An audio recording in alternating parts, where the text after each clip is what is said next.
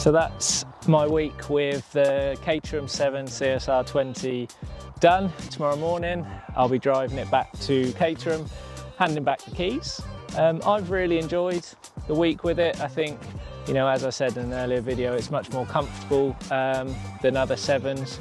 But what I find really probably the coolest thing about this is that you can tell it still wants to go fast, it still can go fast, it still has that kind of raw racing feel to it, but it's much more kind of comfortable and, you know, I say more comfortable, more luxurious. It's still a Caterham, it's still minimalist, it's still basic, but it definitely does the job. If you're going on a longer drive, this is definitely the one I would have.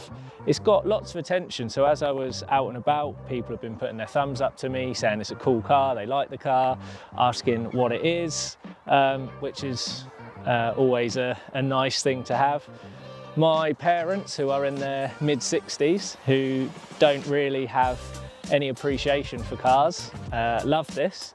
I think it was my dad's first ever selfie video that he made whilst I was taking him out in this. So yeah, overall I really like it. Obviously it's not a practical car, it's not a car that you can have with a family or anything like that, but for you know, if you've got the money to spend on it for a fun road car or a fun track car, this is definitely one that ticks all the boxes. And particularly because there's only going to be 20 of them, you can be almost certain that if you take this to a track, you're going to be the only one there with it. So yeah, I really like it. Everyone I've spoken to seems to really like it.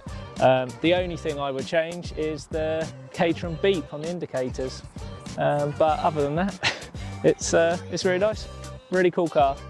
So big thank you to Caterham for giving us access to the CSR 20 for the last 7 days. It's been great and we really appreciate it.